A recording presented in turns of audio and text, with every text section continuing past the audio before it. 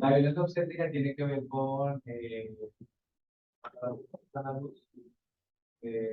todo lo que se hace para que, o todo lo que los médicos piden a las mujeres que hagan, aunque no sea como que lo mejor para el cuerpo de la mujer, pero para que den a luz. Por ejemplo, la manera más natural de dar a luz es creo que de pie, o sea, como una cosita, para que el bebé nazca. Ajá.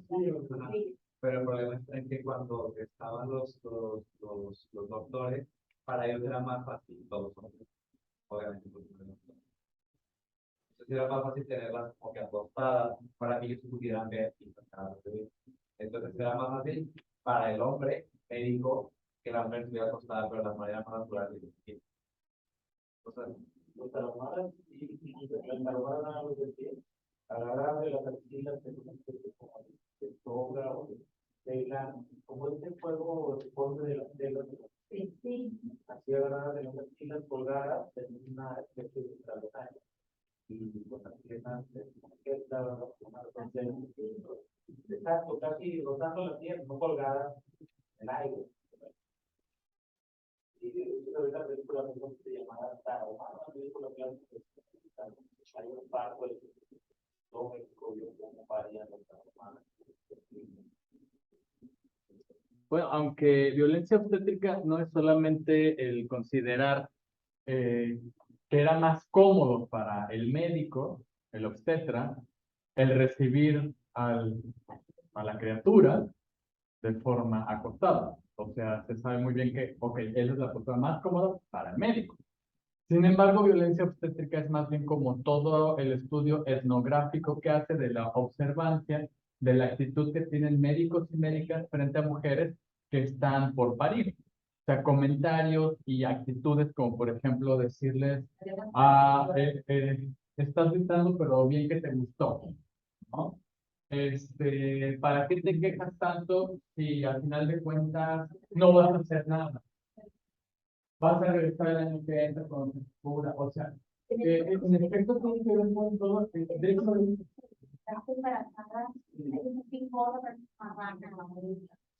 de hecho, comentarios de esa naturaleza que vienen del sector salud y es de donde viene toda la noción del modelo médico hegemónico, la militarización del campo médico, así como precisamente porque Roberto Castro estudia desde la sociología de Bourdieu, y Bourdieu, acuérdense que cuando lo vimos, nos está hablando de la violencia simbólica, esta interiorización de los significados y de mi propia identidad en una relación específica.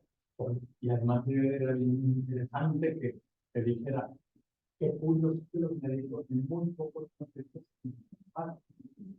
porque eso es una identidad y ese es un espacio que se le va a comprender como un capital social que le da una serie de atributos, una serie de cúmulos sociales de superioridad. Le quitas la bata y no tiene más. Entonces va por ahí esta parte del estudio precisamente que derechos humanos ha sacado diversos informes y ya utilizando el concepto de violencia obstétrica debido a todo esto, ¿no? Pero básicamente, digamos, que el origen de repensar los cuerpos desde los nuevos materialismos tiene que ver con las ausencias dentro de los estudios de género. Donde en un primer momento del movimiento feminista veíamos esta combinación entre que se consideraba al cuerpo primero, o sea, que hay una biología que antecede al género. Primero se identifican con una serie de genitales y se asignan género. Y a partir de ahí, diversas feministas, entre ellas Marcela Lagarde y una serie de otras, van a configurar, van a decir que hay una esencia de lo femenino que supone una inferioridad. Y esta esencia tiene que ver con la interpretación de lo biológico. O sea, apenas ven sus genitales y dicen, esta no es mujer, y esta no es para esto, y esta no es para lo otro. Y es ahí donde sale toda la primera voz.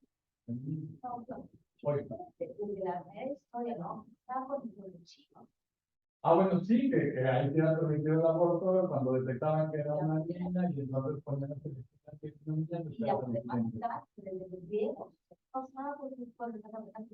Una niña. Claro, que, pero digamos, ahí para hacer una distinción de, bueno, si hay todo este bagaje histórico de interpretación del cuerpo, entonces las feministas, o sea, no sacaban de hilo negro. No, tiene que ver con esta parte que son las que visibilizan y ponen en el centro el principio cultural, porque antes era natural pensar que era mejor, pero evidentemente era hombre que mujer. ¿No? Pero entonces, por eso, a ver, el cuerpo es una entidad pasiva, es el género el que de alguna manera determina e influye en el cuerpo. Viene la segunda ola, que viene a decirnos, a ver, hay un género que antecede al cuerpo. ¿Cuál es el género? Les decía antes, el antecedente histórico, social, de la construcción, ¿no?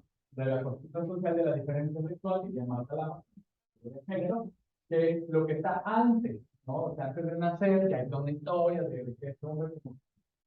Pero la pregunta es, okay, pero acá, puras antropólogas, puras biólogas, puras abogadas, y psicólogos, dicen, sí, pero con medicina, biología y todas las supuestas ciencias de la salud, ¿qué tienen que decir con respecto al cuerpo?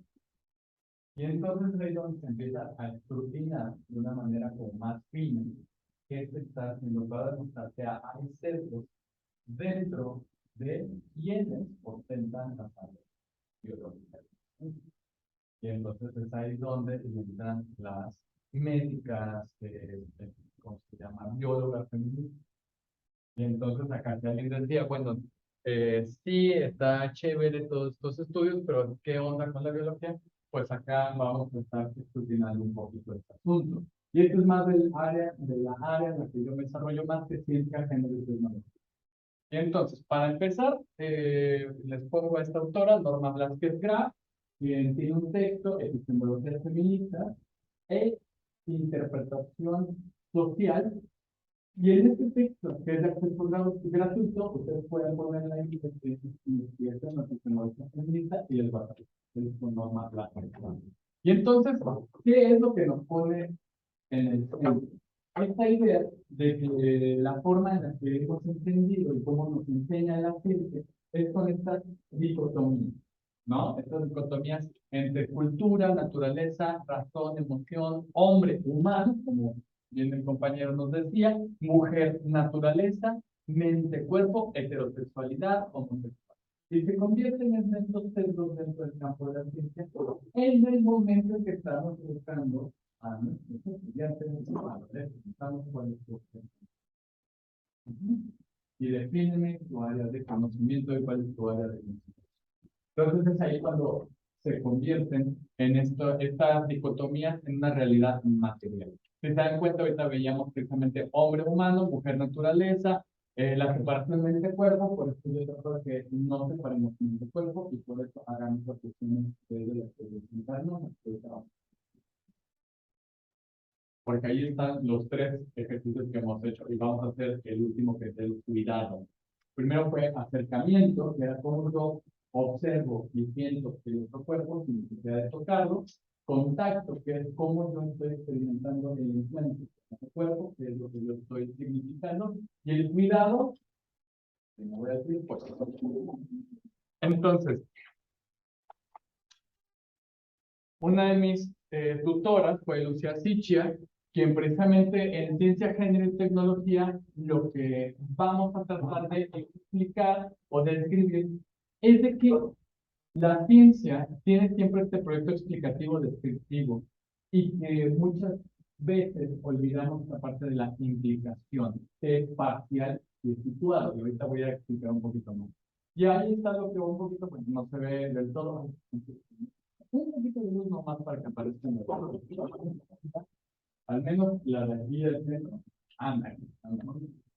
Entonces, ahí tenemos que el feminismo de la diferencia, que es lo que nos decía, y según Lucía Tichia, es preexiste el cuerpo al género. Y el feminismo de la igualdad nos dice, preexiste un género al cuerpo. Y cada uno de estos dos feminismos veían al cuerpo como una entidad pasiva, afectada totalmente por lo que ocurre culturalmente.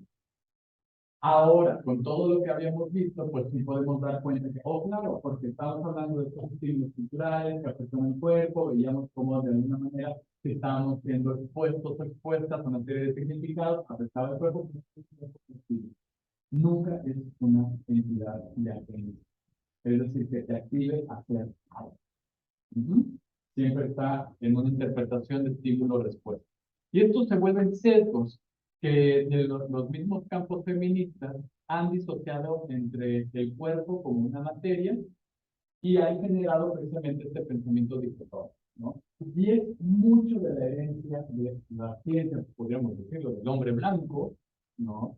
Sí, es heterosexual y que tiene como estas características, ¿no? Y entonces, aquí un poquito nada más de contexto, el discurso feminista de los 80 dejó de lado la materialidad del cuerpo. Es por ello que desde esta mirada, los nuevos materialismos retoman a las neurociencias y a la psicología como campos de análisis críticos para la reinterpretación biológica y dar cuenta de algo bien interesante que se está estudiando principalmente en Londres, que es el nervio. ¿Han escuchado ustedes con de los dos cerebros? El cerebro rosa y el cerebro azul, un cerebro que es analítico y el otro que es emocional, empático.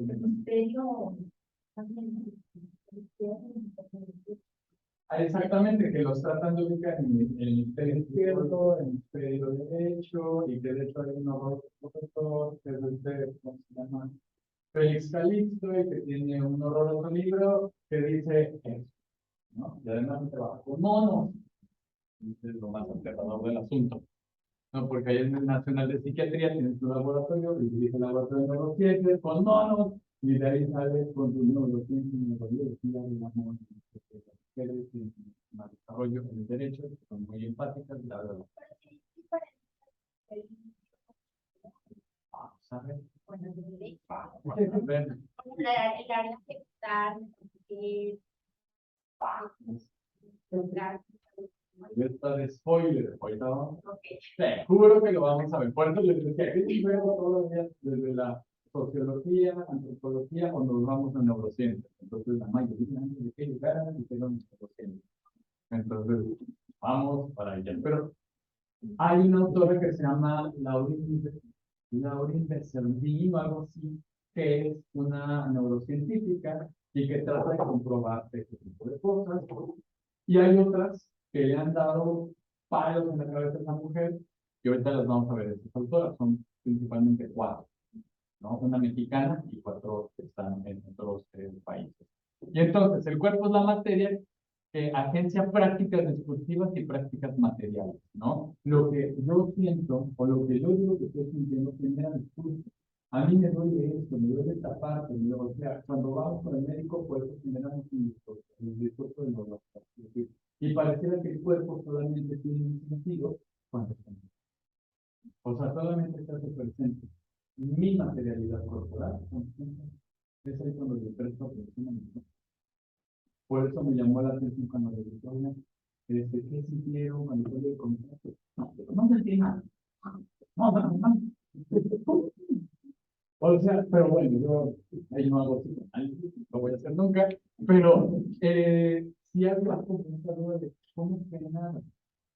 Ese discurso del nada, lo que me está reflejando es más bien una ausencia de autoconocimiento del cuerpo. Es decir, que el cuerpo pareciera estar en diagonal cero. Pero sí es un cristal que tú no le puedes dar una interpretación,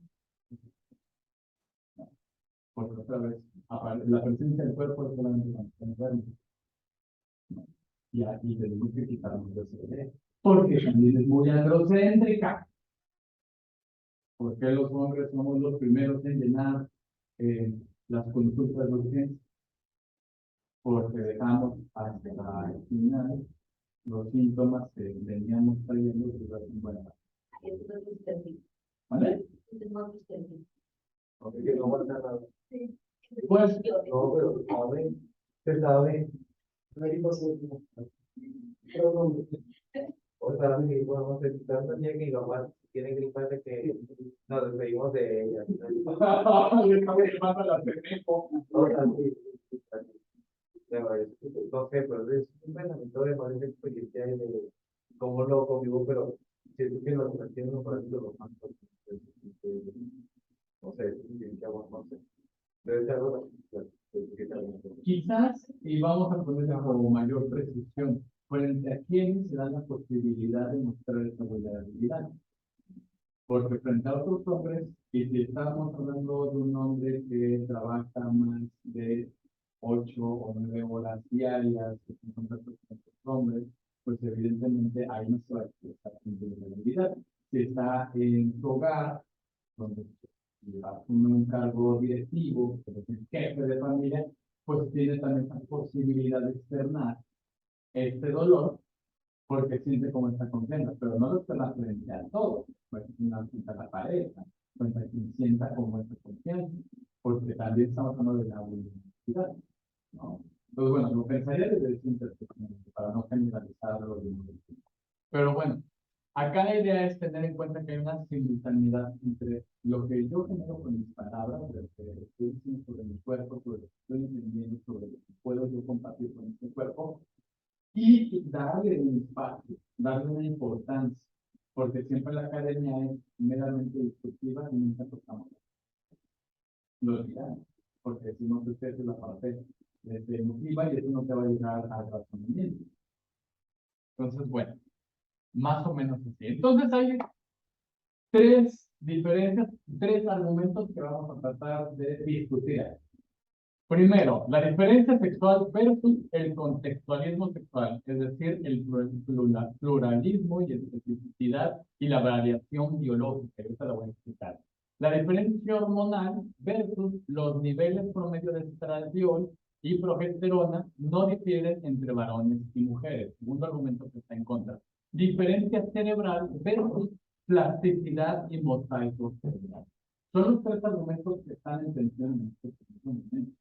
O sea, es un discurso contemporáneo.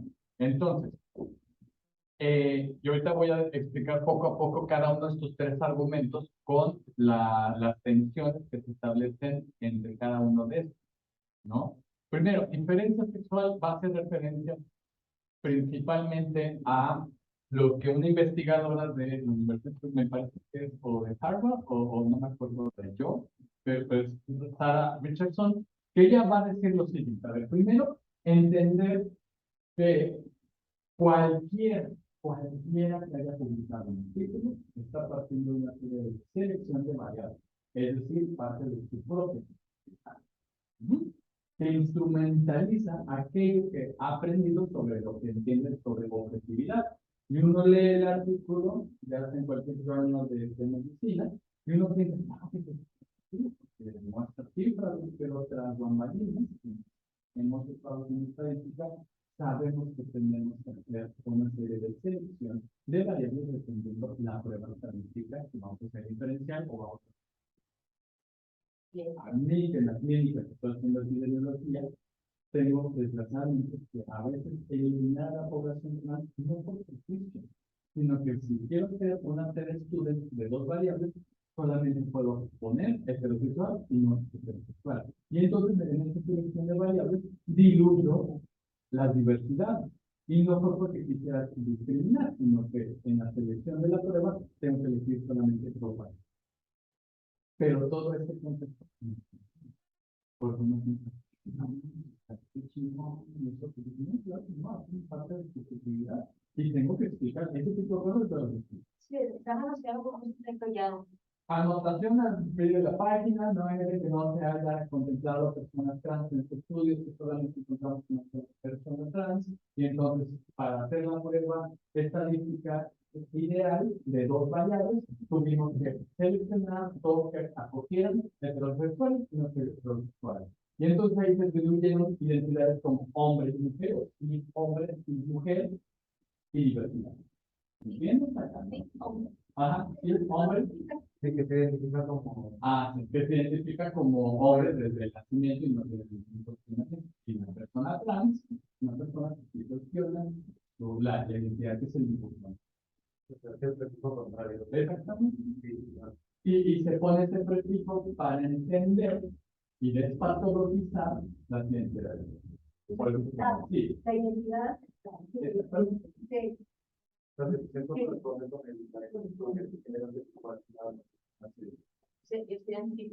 Ajá. Bienvenidos al club. Si no lo sabía. Entonces, aquí viene la parte interesante de la biomedicina, que en estas materialidades supuestamente objetivas, como cromosomas, hormonas, gónadas y genitales, se tienen que tomar en cuenta o se suele tomar como si fueran variables discretas, es decir, que estas se presentan de una única forma y estas no tienen una variabilidad. Ajá. Sin embargo, no son variables discretas, son variables continuas. Ajá. Ahorita vamos a demostrar esta parte. Segundo, prestar atención a la variación relacionada por las variables continuas como tamaños, colores y edades. Por eso, cuando a veces leemos, entendemos cromosomas, hormonas, las pensamos como unidas. Siempre van a presentarse igual, siempre están igual, cuando no funcionan. Ajá. Y cuando nos las enseñan en biomedicina, parecieran presentarse única y exclusivamente como variables. Es decir, variables que tienen una realidad material. Pero ¿qué crees? No es igual el cerebro de un niño o una niña en términos, o sea, de tamaño, colores, incluso la parte visual. Son las variables que están afectando continuamente a esto que llamamos el cuerpo. Ajá. Porque incluso por eso pensamos que los genitales siempre son todos iguales, pues parece que tienen todos los detalles, tienen las mismas, ¿cómo se llama? Dimensiones. Y me van a fortalecer eso que cuando nos encontramos con nuestra pareja, y ya tenemos nuestros acercamientos sexuales de,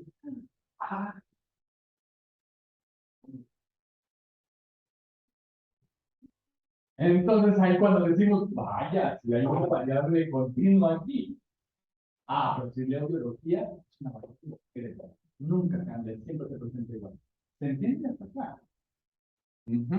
Entonces, súper bonito lo que nos presenta Sarah Richardson con el contextualismo sexual. Tercero, prestar atención a la evidencia empírica disponible y actual, porque luego andamos leyendo todavía estos libros de la Secretaría de Educación Pública, que están terribles, no están actualizados, y siempre se piensa que los genitales tienen una sola forma y siempre va a estar igual en todas las cosas. Entonces, ¿qué ojo? Que aquí no estoy hablando de los genitales. No estoy tomando en cuenta los niveles de estradiol, los niveles de testosterona y entre otros niveles varios que cambian totalmente de cuerpo a cuerpo. No es igual. Entonces, si estamos interiorizando la idea de que estos elementos materiales de nuestro cuerpo son continuos, no son iguales, pues entonces estamos entendiendo que las personas trans no varían tanto de nuestro tipo. Entonces, cuarto, nuestro concepto de sexo debe ser sensible a las implicaciones éticas. Por eso yo no solamente la categoría sexo. Cuando yo les estoy diciendo que después de un estudio de epidemiología y desgraciadamente tengo que hacer estos recortes en las variables y tengo que hacer estas modificaciones, pues mi condición ética es señalar por qué estoy haciendo esto. Para que quien me lea no pegue el grito en el cielo y no está discriminando a las poblaciones que no, no, es que precisamente por una cuestión de derechos sociales no están llegando a nuestros servicios porque o no tienen acceso al internet, no tienen el tiempo disponible o simplemente no se enteraron porque estamos trabajando en el espacio virtual. ¿Se entiende? ¿Sí? Ay, pero simplemente como y ese es el discurso más conservador que hay hace unos años. No en términos peyorativos, en términos de falta de información. Quiero hacer esa distinción porque luego ¿cómo se llama? Denunciando en derechos humanos, tengo ofendiendo. Entonces, pues, entonces, bueno, el sexo no es solo un concepto biológico, sino un concepto central en las definiciones sociales. Por eso empezamos desde sociología, antropología, les dicen Matalán, es decir, la construcción social de las diferencias sexuales, que tienen estos tres niveles, los simbólicos, imaginario y subjetivo. Entonces, bueno, es importante reconocerlo. En quinto lugar, el sexo también obedece a la pragmática del lenguaje, es decir, culturalmente se le asignan diferentes significados y el idioma influye. No es igual en Estados Unidos que dice con sex and gender, como si fuera lo mismo, a diferencia del español o incluso el francés. Cuando hablamos de género aquí en México, por lo general, en un inicio se entiende como la taxonomía, clase, tipo y especie. Por eso nos pueden preguntar qué género de películas te gustan. Entonces, no las coreanas, porque ya no. Entonces, yo creo que es otro género de películas. ¿Me entienden? Hasta que estamos hablando de un contexto de psicología, pero no es así en biología o digamos, en inglés, Person Gender tienen más conexión con precisamente una condición biológica, una condición como acá, que puede ser taxonómica, de clases y de. ¿Se entiende hasta acá? O sea, estas aclaraciones que Sarah Richardson nos ofrece son buenísimas porque precisamente nos ayuda a entender que en esta composición cultural, social, que siempre tratamos de verle una, digamos, relación inmediata con lo biológico, tiene también una serie de implicaciones, una serie de implicaciones de interpretación que van cambiando a través del tiempo. Y entonces aquí en la parte genética, porque me encanta también que luego dicen que vamos a encontrar el origen de los homosexuales a través de lo genético. Y si bien han habido estudios con muy poquita población y que dan a entender que en el genotipo 23 hay como una patita ahí que le sale al, no me acuerdo si es al gen, sí, al gen, hay una patita y ya cuando dice, no, está chingado ese cariotipo. Y otra vez viene el discurso patológico, al igual con la condición de las vidas trans, ¿no? Y entonces, este señor, Tomás Laquer, que es un biólogo, hizo un posgrado, hizo un doctorado en historia, lo que hace es precisamente un recorrido, les recomiendo consigan ese libro, que lo tengo, este, que está súper bonito, que se llama básicamente, y déjenme, porque luego no lo leo muy bien, dice, la construcción del sexo, el cuerpo y el género desde los griegos hasta Sigmund Freud. Entonces, Tomás Laquer lo que va a tratar de hacer es desmentir todas estas ideas nuevamente del sexo como una variable discreta cuando tiene que ver con una condición continua. Es decir, que cambia por tamaños, colores y edades. ¿Ok? Y entonces, acá me encanta preguntarles, ¿cuál de estos dos es una vagina y cuál es un pene? ¿Este qué es?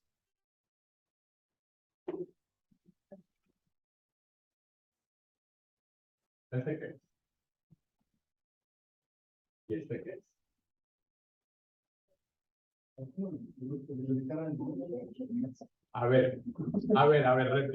Repite conmigo. ¿Es pene o es vagina? No sé pene. ¿Pene o vagina? Ok.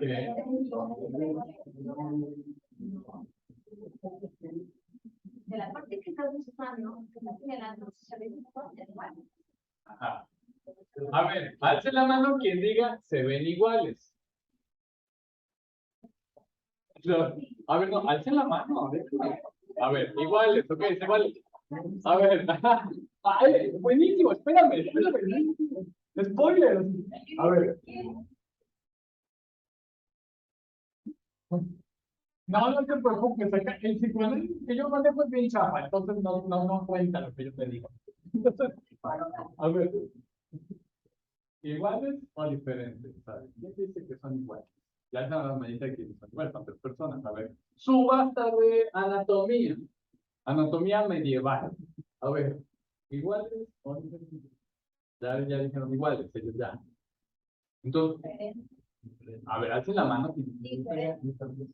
Ahí está todo el mundo. Ok. ¿Por qué son iguales y por qué son diferentes? La explicación, yo ya les dije, aquí se aceptan aportaciones libres. Eso sí lo se debe de psicoanálisis. Se valen las aportaciones libres. ¿Por qué son iguales? Yo también dije. La figura en la punta, o sea, en la punta de que aquí va a variar, o sea, para mí no son los cuadros artistas. Ok. Entonces, así. Aunque tú dijiste los penes, entonces no hay diferencia. Entonces significa que si los dos son penes, entonces se diferencia de la vagina. Son dos cosas iguales. No sé qué sean, pero son iguales. Ajá. Pensamientos veo iguales en esta forma, tal vez el tamaño, tal vez la posición cambia, pero la forma la veo igual. ¿Alguien más? Igual, lo mismo. Ok. ¿Y tienes diferente? Ay, es puta obvio. Que no lo ve. A ver.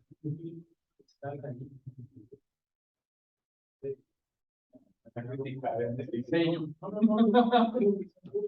El segundo, fuera del cuerpo. El primero, fuera del cuerpo. Puede estar agrandado y pues, puede estar más. ¿Es igual o es diferente? Diferente. Ok, pero el diseño es medieválico. Tuve que hacerle grande. Entonces, el problema de los.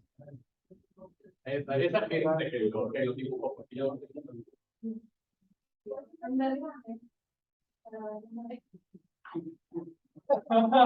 Sí, sí, ahorita me la pantalla. Entonces, a ver, ya. Porque perdemos más tiempo de que si le pongo zoom y que quieren ver las diferencias así sutiles del dibujo, ¿no? Acuérdense que en la Edad Media los anatomistas iban de la mano con precisamente ilustradores. Entonces, precisamente, se trabaja desde una serie de especulación. Y es bien curioso, a ver, quienes dijeron que son iguales, porque operaba una lógica bien interesante. Evidentemente, la noción del cuerpo sagrado dentro de Cristo, en esta noción de que los cuerpos son iguales en tanto que operaban en un conmutador convexo. Pero metafísicamente, hombres y mujeres son diferentes de la mirada de Dios. Igual si es la forma. O sea, el cuerpo aquí vale dos. Lo que están diciendo, sí somos cuerpos iguales, pero somos diferentes metafísicamente ante Dios. Porque además en la Edad Media no se toca el cuerpo sagrado. Y entonces trabajaba con la especulación al lado de ilustradores. Por eso aquí él menciona que curiosamente hay una interpretación del cuerpo de que los cuerpos son iguales porque trabajaban en esta noción de voy convexo, pero lo que nos hace diferentes es la mirada metafísica del cuerpo sexual. ¿Se entiende hasta acá? ¿No? Pero es una idea que me refiero a ¿Qué con eso? A mí qué me importa. me refiero a que esa idea es real, o sea, claro, pero lo que me refiero es como Sí, claro. O sea, es lo que está diciendo Tomás Laquer al momento que él hace un recorrido histórico del cuerpo y del género. Y por eso nos está demostrando que en esta idea metafísica, que tiene que ver básicamente con una teoría que pudiera explicarlo todo. ¿Y cuál es? De la Edad Media, la figura del cielo, ¿no? La figura de Dios.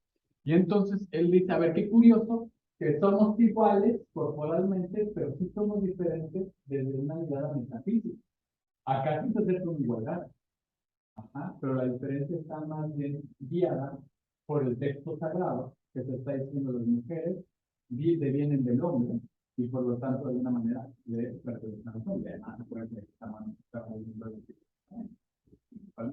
Un Dios furioso, por cierto.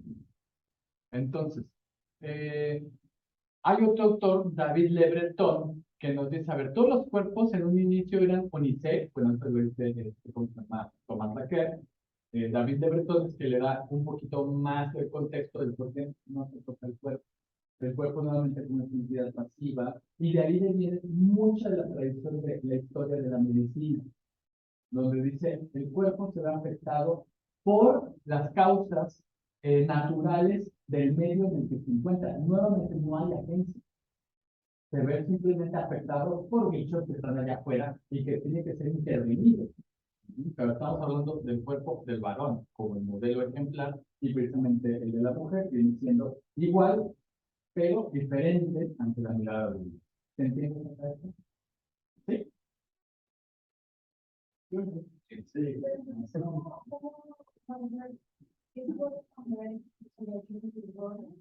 ¿Edad media? Sí, sí, claro.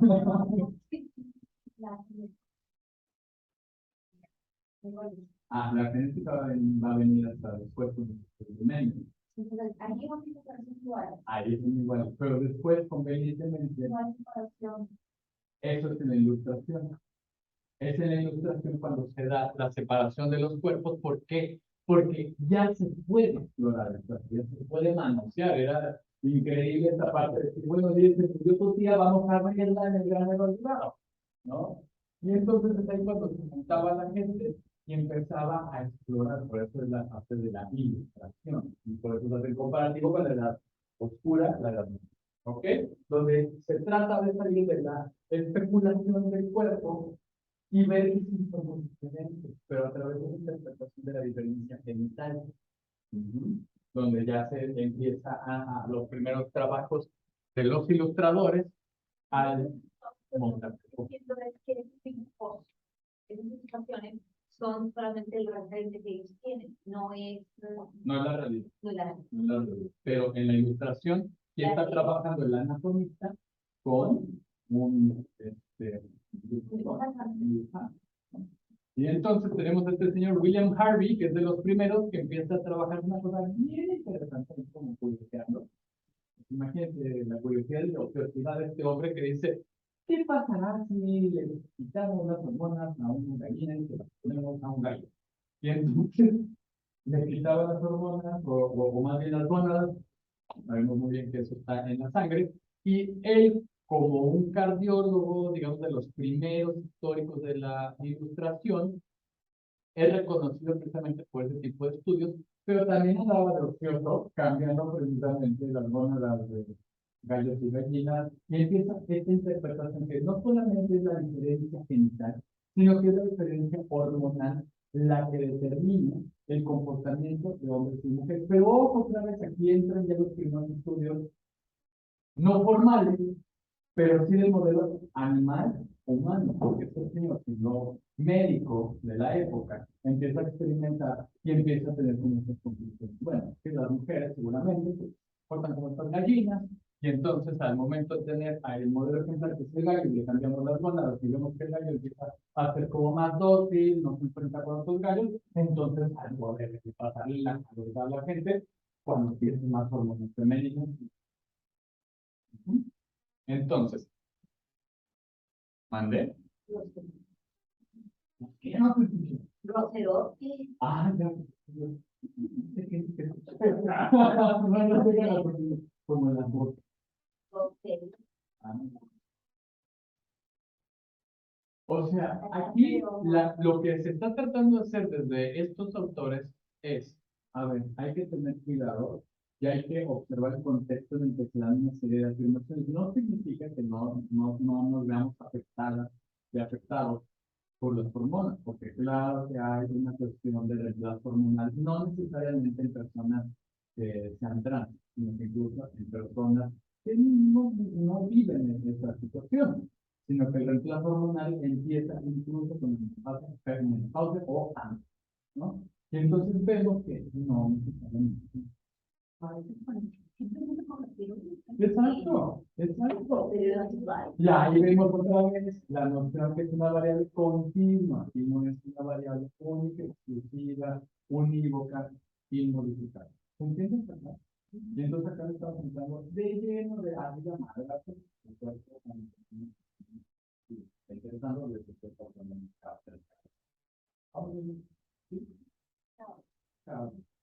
Pero esta parte.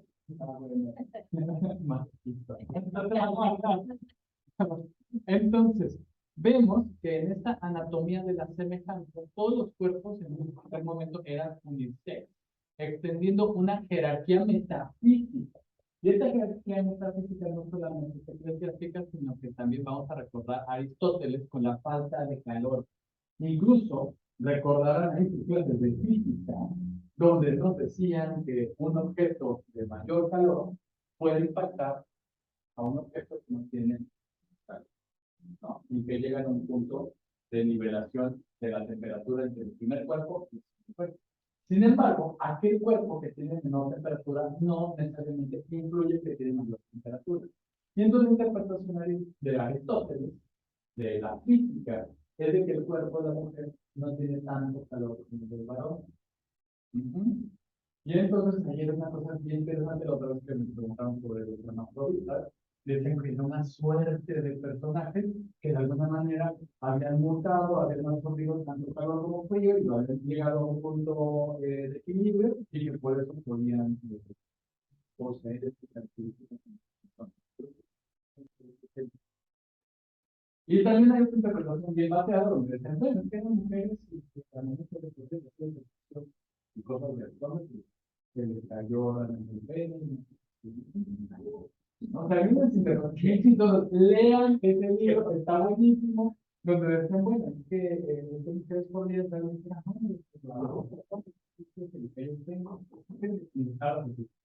pero bueno, eran aceptadas en la época. El mandato divino, les decía, de la Biblia, la teoría de los humores de Hipócrates, por ejemplo, y Galeno, que de hecho pasa precisamente de esta interpretación hipocrática de los humores, a Galeno, ¿no? La teoría del carácter, que ya tenemos en psicología, ¿verdad?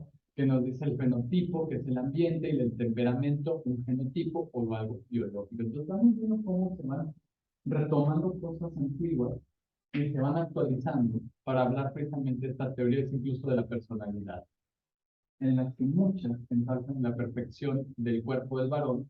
Los cambios sociales y políticos buscaron convertirlos en anatómicamente perfectos. ¿Se entiende un poco? O sea, ahí es como concentrar lo que dice Thomas Baker según la interpretación de Lucia Stitch. Entonces, y de hecho actualmente pueden buscar estudios que hablan de la epigenética como aquella que desafía esta noción de que hay un patrón genético que determina una serie de componentes, cuando realmente es lo epigenético que básicamente ve cómo hay una regulación prenatal, o sea, en el antes de nacer, que se ve influido en lo postnatal, es decir, la influencia del ambiente, que no es solamente el que, pues mi abuelo tenía tales condiciones, entonces seguramente yo puedo ser así, por tercera generación, como lo que era la ley de Morgan, y luego Mendel, con sus mosquitas, la mosquita de color azul y la verde, y luego hacemos desmadre en la tercera generación. ¿Se entiende? ¿Sí? No, estoy tratando de conversar. Ok. Entonces, si tienes alguna duda, me dices. Y entonces, básicamente, la interpretación que le dan de la epigenético es mi cuerpo en relación con el mundo. Que es cómo yo veo afectado toda mi constitución a través de estas dos condiciones. Sí, hay una condición prenatal antes de nacer, pero también hay condiciones postnatales que afectan este cuerpo. Es decir, esta simultaneidad no está el cuerpo tirado por otro lado porque se darán cuenta que lo que venían platicándoles, lo simbólico, imaginario, lo subjetivo, ¿dónde estaba el cuerpo ahí? ¿Dónde estaba? ¿Se dan cuenta? Y acá está en el centro de todo. ¿Sí? Dale, dale. ¿Qué dudas tienes? Dale, dale. De que, bueno, eso que están diciendo estaba pensando en el programa que cosas que dicen que luego un niño usado por un adulto macho, hombre, se convierte en un sexual. Yo lo he oído, no sé si fue incluso una película también, pero yo abusado, ahí donde se construye, la identidad la hizo de acuerdo a lo ambiental, pero nada tuvo que ver la composición esa de la cosita del cromosoma o qué.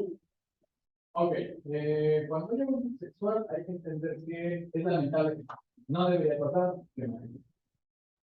Segundo, hay una asociación ahí sabrosa, ¿no? Como para pensar que el abuso sexual determina la homosexualidad en algunos casos. Eso es más bien una, vamos a ponerlo en términos, conexiones públicas, ¿no? O sea, no tiene nada que ver con información, ¿no? Para ir desmintiendo eso. La persona probablemente que está en construcción, pues ya tenía probablemente en su experiencia corporal inicial, esta experiencia de no sentirse tal vez con estos roles, ¿no? ¿No? De género, asociados con su, la expectativa de orientación sexual. El simple hecho que haya pasado como sexual no significa que sea su experiencia. No debe pasar, que más le pasó, pero no determina cosas, ¿no? Hay casos que precisamente demuestran que sí, desgraciadamente, y de hecho ahí podríamos irnos con lo que tú dijiste, porque cuando haces estas entrevistas, este señor, en un 70% de los hombres que entrevistó, muchos de ellos, de ese 70%, mencionaron que su primera relación sexual fue por acoso sexual, por otro varón que se decía heterosexual en ese momento, y que actualmente, en ese momento que los entrevistó Easy, estaban casados y tenían. Es igual que violesto, ¿no? O sea, lo aprende de no. Que se aprende, que Se hay. aprende, pero no sabe si se va a desarrollar. Exactamente, porque sí, si nos vamos a esta explicación de lo que por eso estoy en contra de lo que dice el señor Calixto. Porque él dice que las mujeres que viven violencia es de que tienen una condición genética que las predispone a elegir parejas violentas, ¿no? Porque la mamá sufre violencia y entonces en el momento en que está en gestación, aproximadamente en la semana 12, que ya se agregó una hormona específica que le alteró el cerebro, y entonces cuando nace y que en esta estructura se llama, se me fue, pero que están en el tallo cerebral, y entonces que ahí se coloca una estructura anatómica, bla, bla, bla, que a través del olfato, entonces, que huele al violentador, que se agrega una hormona específica, huele al violentador, y entonces ya hay. Entonces, a ver, vamos a pensar en política pública. Las jodidas son las mujeres que hay que meditar para que y el otro está fuera del escenario, ¿no? Porque pues, perdón, porque, o sea, se dan cuenta de lo misógino que de las afirmaciones. Incluso por eso si la escalamos en política, vamos a encontrar a las mujeres que están viviendo ahí. Porque es chingado. Claro, ese es el problema. Por eso tenemos que acercarnos a este tipo de estudios para desmentir.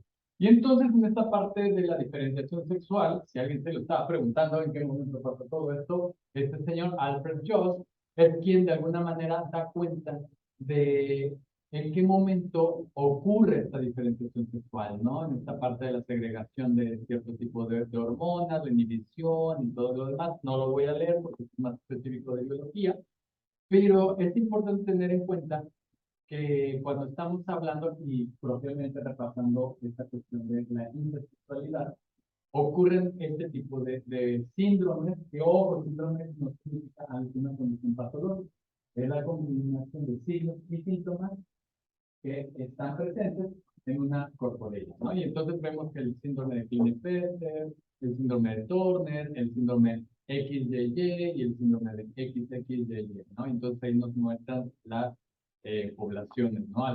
Que se ven como afectadas. Y entonces vemos, no, este estudio, Alfred Jones, el anterior, que Alfred Joss, él es endocrino. Y básicamente la información de este dato lo tomo del artículo que publicó Lucía Sichia. Se los puedo pasar, se llama, no me acuerdo cómo se llama, pero se los puedo pasar. O sea, toda la información viene allá. Y entonces ahí donde de alguna manera se acordarán de John Money, lo que les dije, eso es la foto que se obtiene del caso de,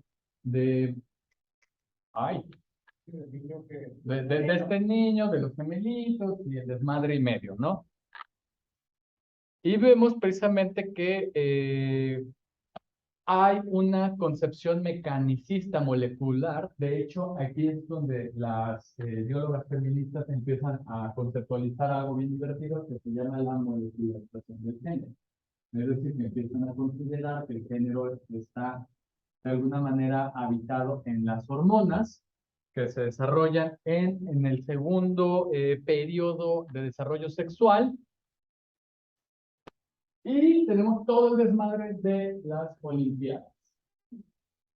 ¿Se acordarán de lo que ha pasado en las Olimpiadas? ¿Conocen a esta mujer, a María Patiño? No, nunca en la vida. No, no, hubieron muchos antes de ella. Pero no, tiene que ver algo con lo que si la pones aquí, supongo que tiene que ver algo relacionado con ¿Cuál es lo que pasa con Semanya? Es esta corredora, esta atleta que no es intersex. Lo que hace es que la obligan a que no de tantos testosterona, tiene que usar como andrógenos para que esté regulada. Entonces, la tienen ahí como una teoría de cómo se llama el dolor y sus medallas. Me imagino que debe ser algo. Gracias. Sí, nomás que no tan trágico como ella. María Patiño es una corredora española que reporta todo el caso. Ahorita se estaba la información. Ahí está Anne Fausto Sterling, que es una bióloga, que en este texto que se llama Cuerpo Sexual, conseguir muy barato, tanto físico como precisamente en PDF. También si lo tienes. ¿Qué es lo que da cuenta ella?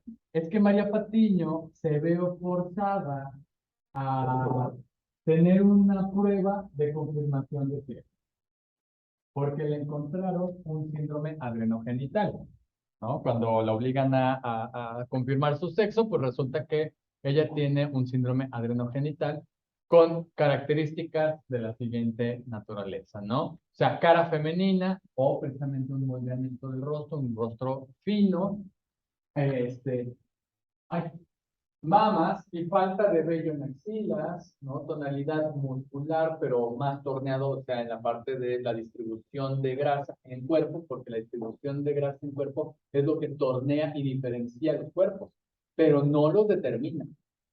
O sea, que quede bien claro. O sea, solamente distribuye la grasa y en mujeres, esta sí es una condición fisiológica anatómica que precisamente hay un mayor almacenaje de grasa, pero no, eso no determina su identidad. Eso es una condición biológica de diferenciación, pero esta no determina la identidad, no tiene una repercusión cerebral. Entonces, ¿qué es lo que estamos viendo? Que lo único que tenía era de que no tenía ovarios y lo que tenía era unos testículos, microtestículos, adentro de vagina y pero ya por eso, ¿vale? Por el testeo de confirmación del sexo, porque le encontraron precisamente en el análisis genético, pues una patita en el Y, no me acuerdo cuál específicamente, pero fue ahí donde dan como esta comprobación. Síndrome adrenogenital. Ya se Ujú. tiempo. Este, ajá, María Patiño, fue por los 80 aproximadamente, según, a ver, ahí búscamelo. En estos dos casos del deporte, famosos de mujeres que destacaron mucho muy por encima de otras mujeres. Una de las Olimpiadas, Camila Karatilova, que creo que era chica, de Checoslovaquia, que todavía existía, ahora ya no. Está checa y eslovaca separados. Ajá. Y otro caso es el de Martina Navratilova, en que también en los 70, 80 y poco, ganaba Wimbledon, ganaba todos los torneos, y se cuestionó esa situación, porque tenían demasiado aspecto bruno, eran demasiado fuertes, demasiado rápidos, y las desafiaron a hacerles pruebas de este tipo, supongo, había que de patiño, pero es un caso más o menos sonado, antes de lo que sucede ahora con los estados, como se menciona, pues ya se había planteado hace tiempo, pero con mujeres estas que popularmente se les dicen machorras, era ese aspecto, ¿verdad? Porque es más bien, está más conducido con este estereotipo de que, pues, que el hombre tiene que ser más fuerte. Cuando es lo que tenemos que hacer. Por eso a eso voy, ¿no? Para desafiar precisamente ese estereotipo o esa idea de que el hombre naturalmente es más fuerte que las mujeres. ¿Eh? Porque esa es la suposición cultural que siempre nos han vendido, lo hemos comprado, pero la realidad es que no. Y entonces, existen diferencias significativas en competencias de los sexos. Este es un estudio, un metaanálisis, es decir, que en este metaanálisis se recopila durante un periodo de tiempo un chingo de artículos publicados que tratan de confirmar o descalificar este hipótesis. Por eso se llama metaanálisis, que revisa a cabalidad cuáles son estas diferencias. Y entonces, ¿qué fue lo que encontraron? Porque luego aquí siempre la gente se me aloca y dice, no, que hay diferencias. ¿Cuál? Sí. ¿Existen diferencias significativas en competencias de los sexos? Sí, básicamente, a ver, diferencias significativas, es decir, medidas bajo el estándar estadístico en competencias, es decir, capacidades distribuidas por el sexo masculino y femenino, bueno, hombre-mujer, porque masculino y femenino es el género. Entonces, competencias significativas o se está refiriendo básicamente a esta parte de fuerza, intuición matemática y el desmadre. ¿Ok? Yo tengo que comentar porque para mí siempre, siempre he fijado lo mismo. Qué bueno. Me parece una tan agradable. No importa. Y siempre lo digo, como de verdad me parece que son personas que tienen un sesgo muy grande y además un sesgo enorme. Siempre como que creo que no, Una visión económica del video. actualmente me parece como muy mal, pero bueno, lo dice pero No salgas con uno. lo digo porque como hombre de derechos humanos, pues, se aguante. Dale. En temas, por ejemplo, de discapacidades, hay como dos grandes corrientes.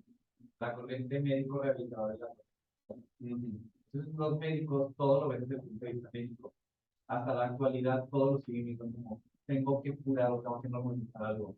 Y eso es algo que me parece como súper fuerte y bastante violatorio, o sea, como, es como, o sea, a ver, solo respétame que tengo esto, no tienes que curar. O sea, vivo con eso y está bien. O sea, el hecho de que yo sea sordo, el hecho de que yo viva con, el hecho de que yo viva con esto, o sea, ya curar tal cual algo, sino simplemente darme un acompañamiento para una calidad de vida, con lo que yo tengo y por supuesto que lo que yo siempre he importado, pero también tienes que ver desde el punto de vista social. Entonces, para mí es importante siempre como criticar a los críticos. El problema es que luego no conocemos mucho como con qué darle como batalla para los argumentos. Pero porque siempre que he estado como que en reuniones de médicos, me dicen como, no, es que, por ejemplo, no sé, hablamos de personas intersexuales. No, de que eso es un síndrome, o eso es una alteración. Esta alteración no es circular, así. Okay. O los síndromes, todo ese tipo de cosas. Y yo digo como, y que digo, o sea, a ver, o sea, tú le pones un nombre en cuestiones médicas, está bien que se lo pongan, ya será punto aparte, pero tú tienes que también estar como, ajá, sensible por la parte de la vida social. Y es algo que no tienen, de verdad, es algo que no tienen, y ahí tienen miedo a los médicos y universidades, que cayó. Que me caen mal. No, no, pero que los médicos, como el hecho de que tengan esta visión solamente rehabilitadora y médica, de que de todo normalizar, y además de que yo tengo esa obligación y tengo los conocimientos, como que eso lo vuelve más fuerte y incluso les da poder. O sea,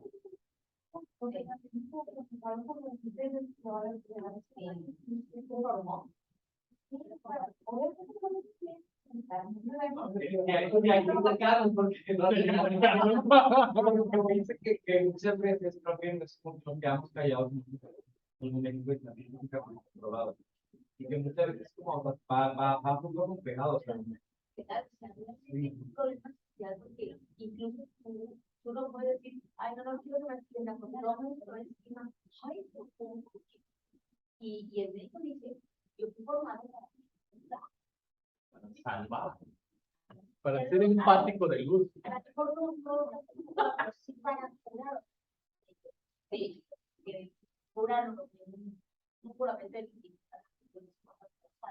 Ojo, que si lo siguen haciendo, ¡qué horror! No sé, ¡Qué horror! Ah, no sé,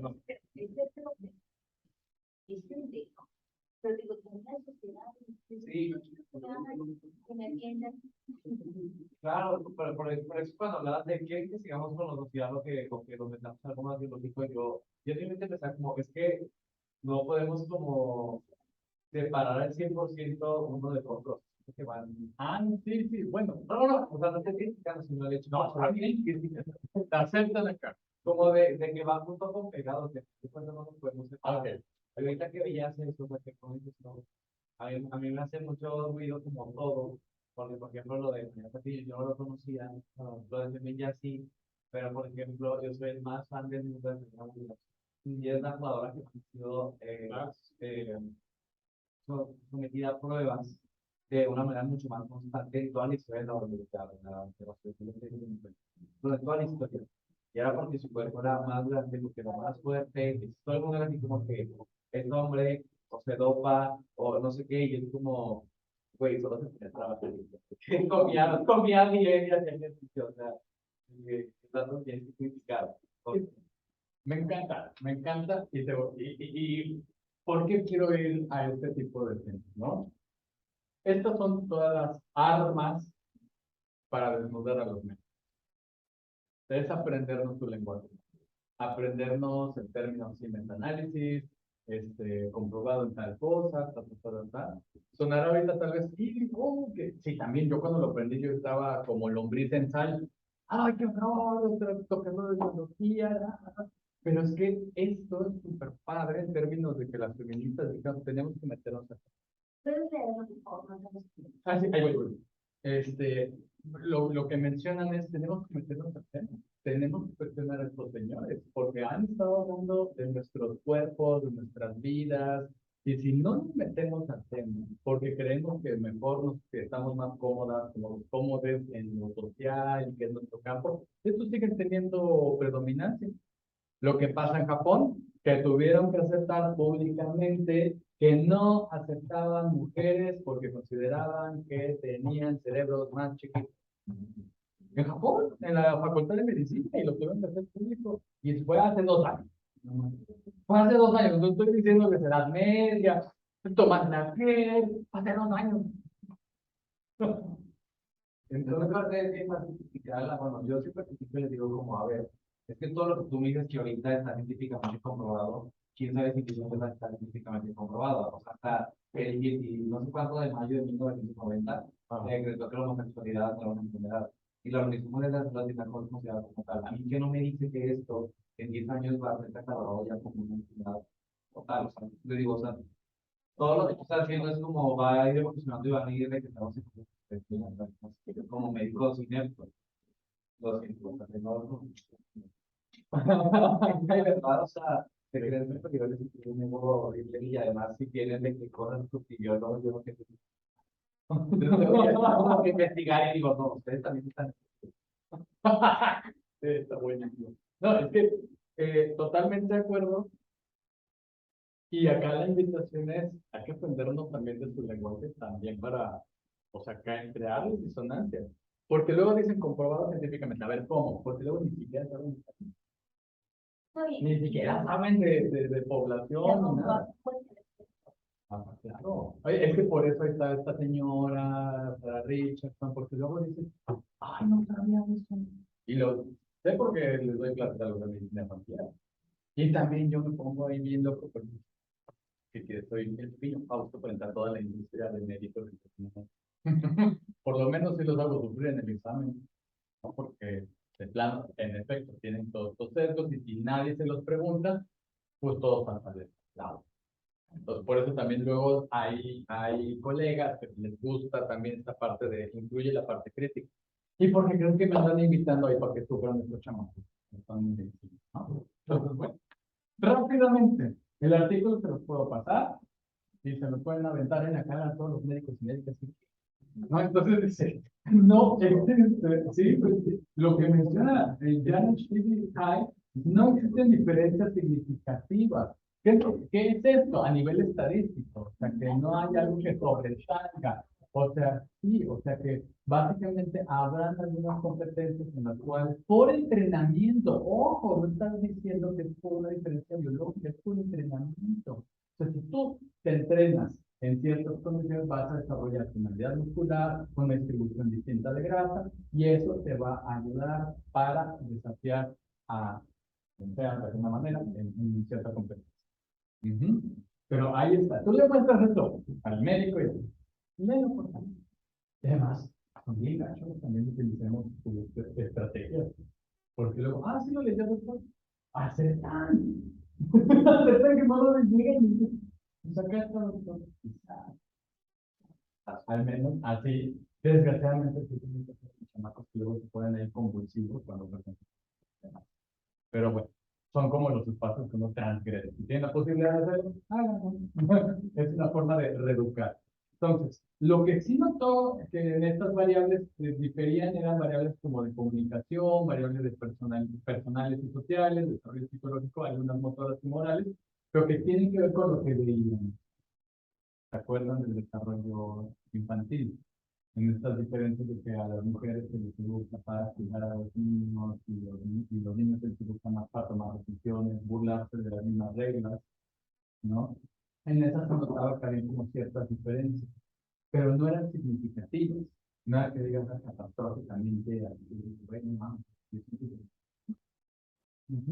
¿Se entiende que no? ¿Nos conciliamos con sus ¿Sí? Okay. Esto es para bien de todos, todas. No me responde todo. Y entonces, en el contextualismo sexual, ¿se acordarán que les dije esta parte de las variables continuas? Ahora sí me voy a poner como psicoanalista. ¿Qué ven en esa imagen? ¿Qué veo? Lo que me encanta es a ver. Acércate, No puede ser el cuello de tortuga, ¿no? ok, puede ser suerte, con cuello de tortuga, también te lo creo. No, sí, acércate.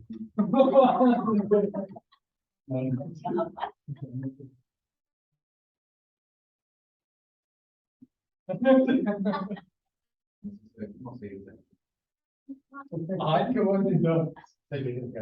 Ok.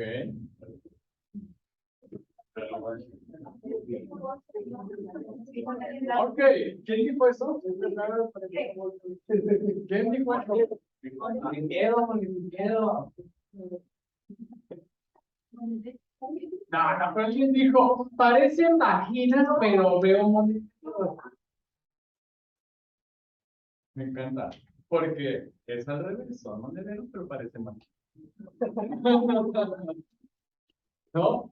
Y entonces, rápido, lo único que trato de demostrar con esta imagen es romper con la idea de que el cuerpo es único, inmodificable, que siempre es igual cuando es una variable continua. No es igual ninguna de las manifestaciones del cuerpo. Tendrán ciertas funciones, ¿verdad? Pero su presentación es distinta.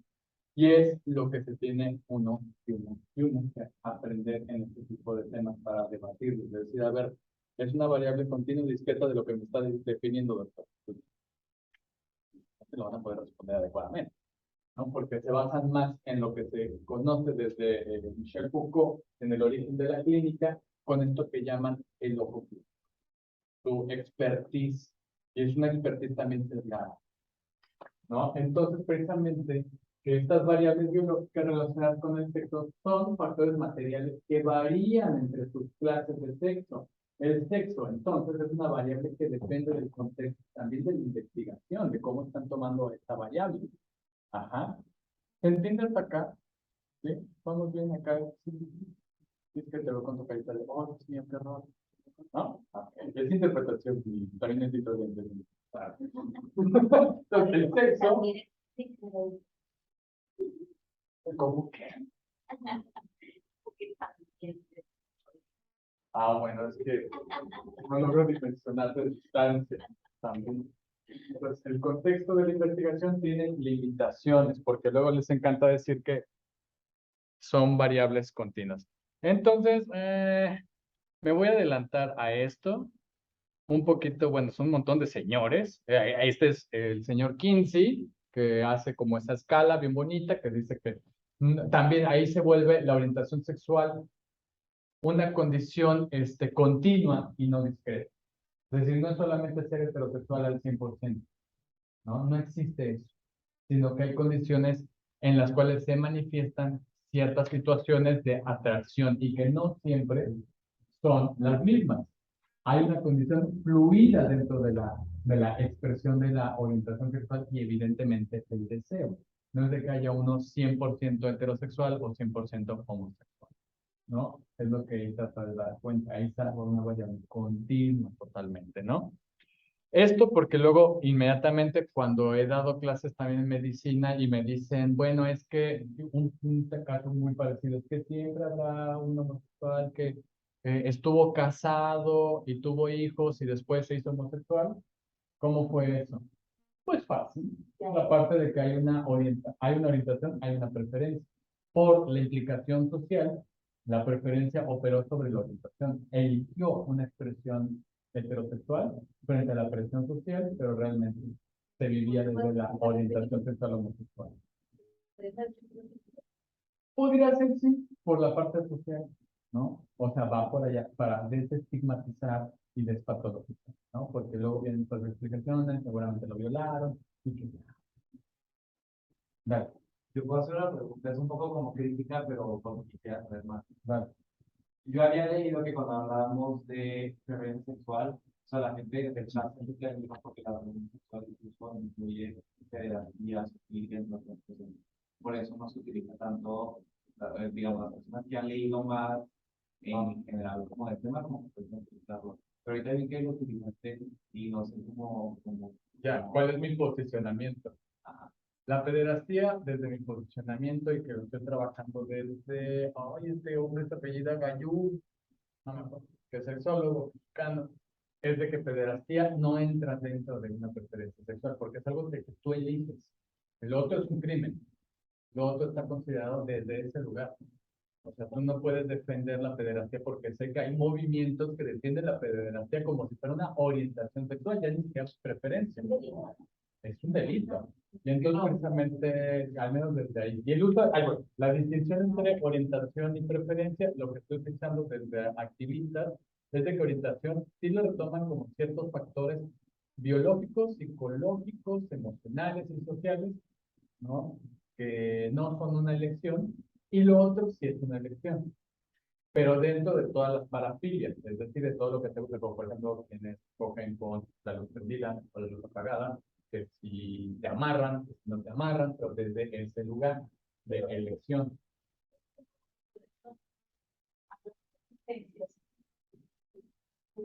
pudiera asumirse que si quieres o no quieres.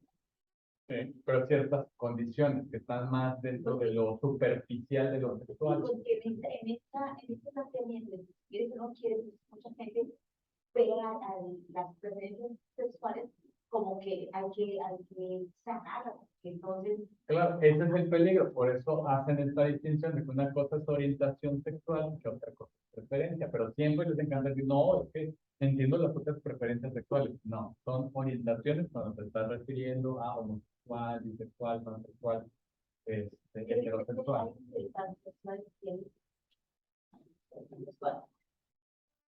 Me encantan las preguntas, ahí voy. Como aire y ando como Bob Esponja buscando la información. Aunque, porque esta pregunta muy buena. Pansexual, digamos que no tiene una distinción en su deseo en términos de una pareja sexual que nada más se distinga por el sexo, sino que puede ser por el género. Por ejemplo, una persona trans. Le puede gustar una persona trans, le puede gustar una persona del propio sexo, del otro sexo, una persona no binaria. O sea, tiene una apertura con respecto a su sexualidad mucho más allá de una persona sexual. Pero respondiendo, Digamos que, bueno, no sé si simplificarlo, como que te gusta la persona por, digamos, como dices, como por la esencia, por lo que es importante que soy sexual, su identidad de género, y bisexual tiene como que algo más, tipo de... o me gusta más eso. ¿Quedó más claro? Sí. Gracias. Pero traduce. Traduce, por favor. Sería como muy reduccionista, pero no sé. A veces se necesita en la didáctica, no es de que pase así, ¿no? Y nada más hay recomendación de tener cuidado de, en este reduccionismo, borrar estos espacios, digamos, grises. O sea, de agarrar y decir, no, pues sí, tiene que gustar así, ¿no? Y nada más porque yo no lo entiendo, ya estoy forzando a la otra persona que me dé una explicación para mí, ¿no? Entonces, más o menos, eso es lo que siempre se tiene que cuidar muchísimo. O sea, ¿vamos bien hasta acá? Sí. Preguntas, dudas, comentarios, quejas, porque ya sabemos que aquí ponemos nuestra cajita de quejas también. ¿Sí? Ah, gracias. El like. Ok. Bueno, no me voy a meter mucho en este tema. Se acordarán del videito de intersexualidad y vimos al señor William Masters y Virginia Johnson. No aparecen en el segmento que les puse, pero este señor, ese sí es el verdadero William Masters. Al otro fueron bien amables, le pusieron cabello y entonces ellos generan precisamente esta explicación.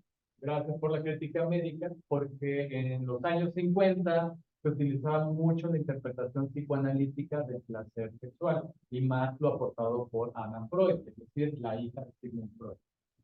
Y entonces ellos muy enojados, y además tenían todo el poder de la medicina y la tecnología, pues lo que hicieron fue medir a diversas parejas teniendo sexo en el tomógrafo, mientras los conectaban con electrocardiogramas y el electroencefalogramas. Y no saben de la que se les armó después, no solamente por el puritanismo de la época, sino que por la cuestión de poca ética, incluso vieron embarazos no deseados en estas partes de experimentación.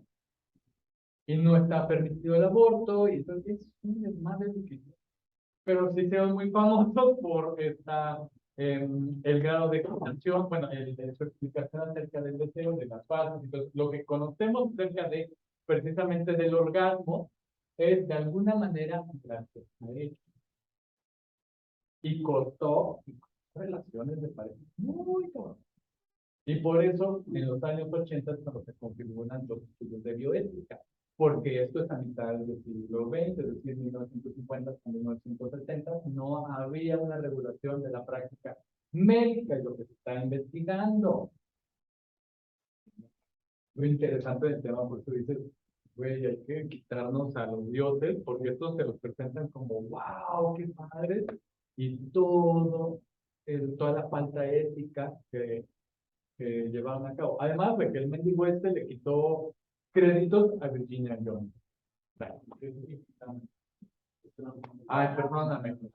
Mendigo, porque es que como esto está más diseñado para la parte virtual, que nada más es una base.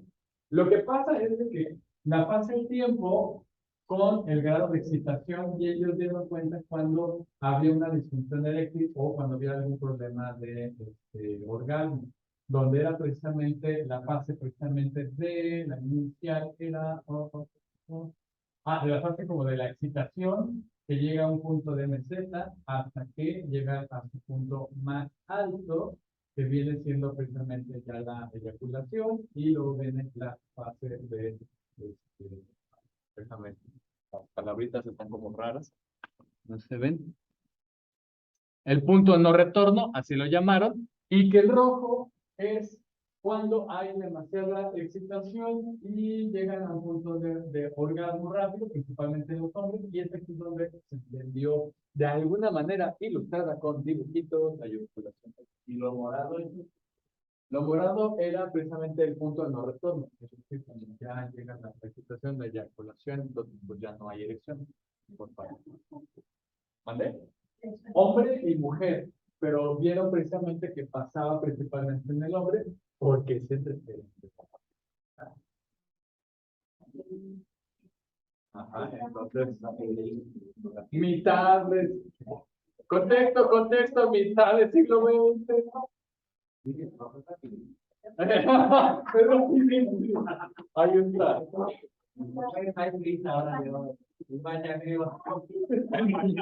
¿Sí? El robo.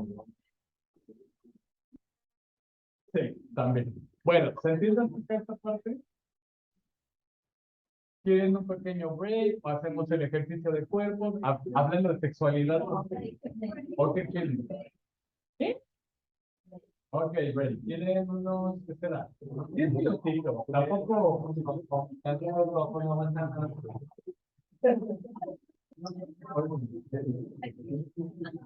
10 minutitos, por favor. ¿Va? Venga.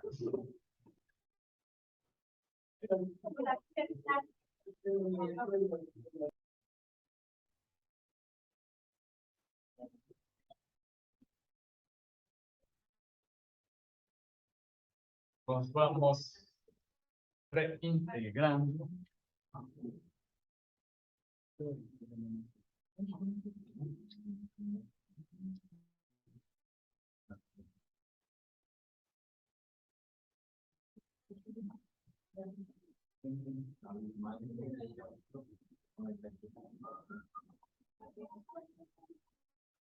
Órale. No se ve, pero no puedo seguir acá.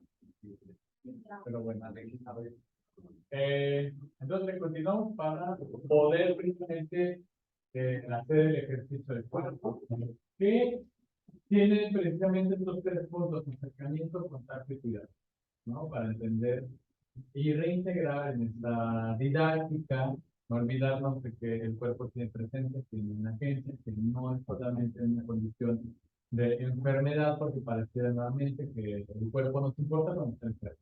Y por eso estoy totalmente de acuerdo con todos los argumentos del compañero, no es decir, odiamos a los médicos, no, yo no los odio, necesitan algunas actitudes, y luego en otras sí los necesito, sobre todo porque antes de venir tuve una dermatóloga, y bueno, además, ¿no? Entonces, bueno, rápidamente, me parece interesante el trabajo que hace la doctora Fernanda Pérez Gay, porque en una conferencia que yo creo que se las voy a pasar como parte de la tarea final, ¿no? De analizar lo que nos está presentando, yo nada más voy a poner como un resumen. Ella, como formación, pues, es médica, tiene un doctorado en neurociencias y evidentemente tiene esta influencia de los nuevos materialismos feministas. Y lo que ella hace es precisamente en este recorrido es mostrar cómo hay una serie de prejuicios dentro del discurso médico hegemónico, que ese es un concepto que tal vez les llame la atención, es de un, de hecho, es un médico crítico antropólogo mexicano que se llama Eduardo Jiménez. Ay, me disculparán mis errores, se me fue. Pero bueno, hace estos cuestionamientos. Entonces, ¿qué es lo que hace Fernanda Pérez Gay? Primero, que en las nociones del cerebro parece que se nos olvida todo un proceso histórico, político, social, que facilitó para que se estableciera una serie de, primero, prejuicios que motivaron proyectos de investigación. Y ella muy claramente los demuestra, ¿no? Que hay diferencias históricas mucho antes de que existieran métodos para observar el sistema nervioso. Y la justificación era mantener los roles sociales que relegan a las mujeres al hogar y a los cuidados de los hijos. Y entonces uno de estos... No, esto. Me voy a acercar acá. Era precisamente aquello que vamos a llamar como el neurosexismo.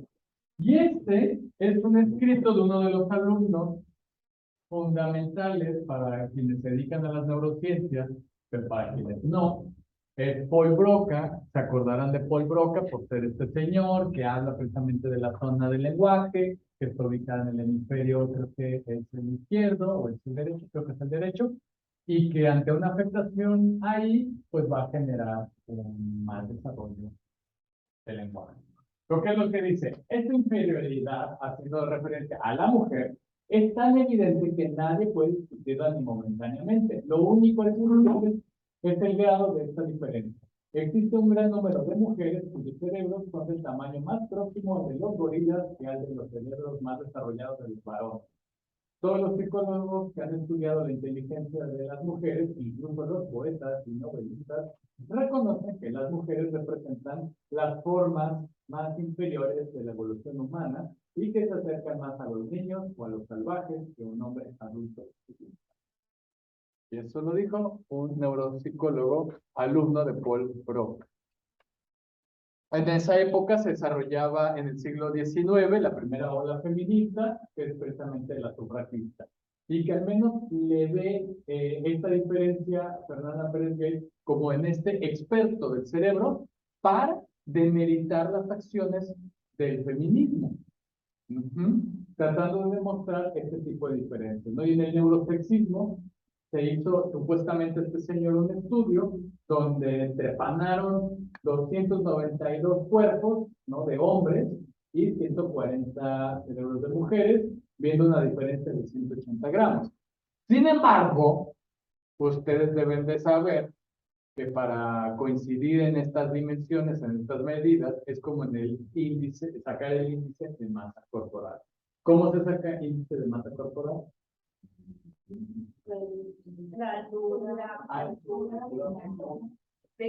Altura, peso y edad. Y cuando le cuestionan a este señor si hizo esto para poder determinar esta diferencia, no dio una respuesta. Solamente infirió que no era necesario ese tipo de mediciones. Y aquí tenemos al señor Paul Broca, que dice, sabemos a priori que las mujeres son menos inteligentes que los hombres. Y entonces, bueno, como a modo de repaso, pues acá tienen la trilogía que yo les presenté el otro día, de hecho ayer, de Jean Piaget, Lawrence Kohlberg y precisamente Carol Gilligan, como precisamente como todo este seguimiento de que no es cierto que pasa eso, ¿no? De la parte de la educación. A modo de resumen, ¿quién me podría decir cómo estas diferencias de cada uno de los autores? ¿Sí se acuerdan? El examen.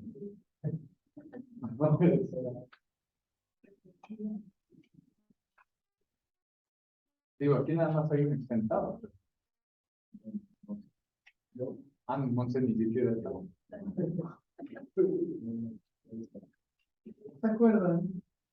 ¿En la pista?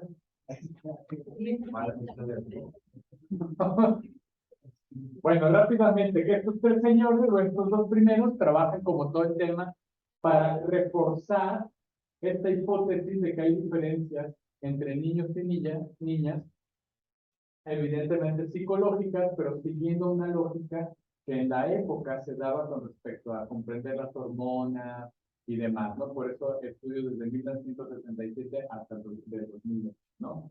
Y entonces, en esta trilogía, pues podemos ver cómo Jean Piaget estudia niñas, cuando realmente trata de reafirmar estas diferencias entre los niños, pero no toma en cuenta que el sexo tiene que ver con la parte de la educación, y solamente Carol Gilligan es quien lo retoma. No voy a detenerme mucho en eso porque lo vimos ayer y que vimos este artículo, ¿se acuerdan? De la revista Science, que da cuenta precisamente de las diferencias, ¿no? Y bueno, les decía en estos libros de texto que aquí ya más explícitamente, esto es de las páginas del libro de la SEP, sí. Donde dice, Paco el Chato y que mira qué divertido y la fregada, y luego las niñas, ¿qué le pasa a María? ¿No? Entonces vemos estas diferentes representaciones, ¿no? Sociales que tienen con respecto al género, ¿no? Me tienen a Marta Lamas, yo ya hablé de eso, Estela Serrer. Adelanto todo esto porque todo esto ya lo vimos, acordarán.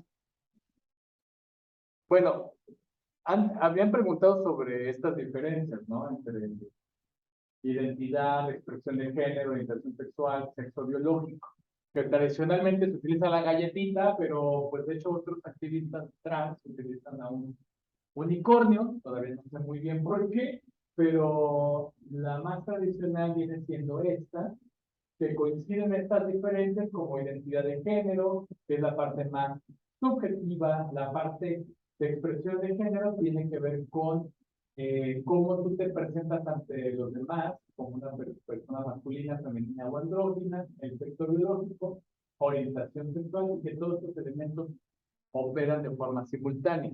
Para quienes hacemos sexología, y además combinado con este tipo de estudios, son elementos objetivos, el sexo y el género, y los elementos subjetivos tienen que ver con esta interacción entre orientación sexogenérica y la identidad sexogenérica.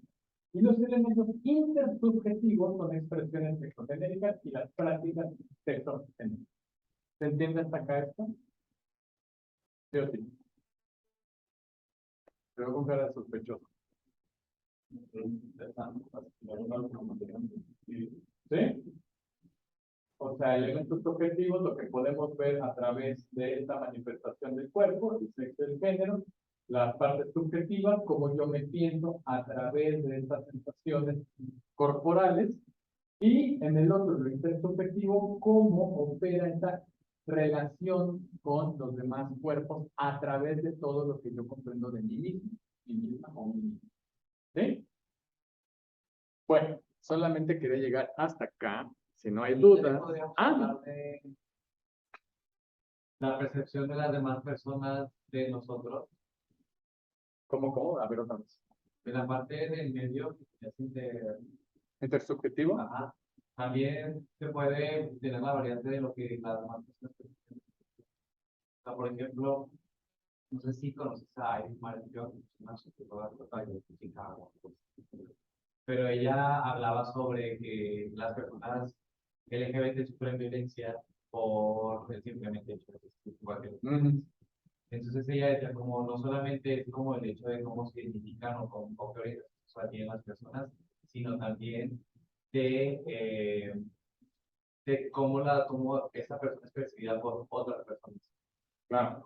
Como por ejemplo, no sé, el típico ejemplo de un niño en la primaria que lo molestan y el niño, o sea, como que él piensa que es homosexual.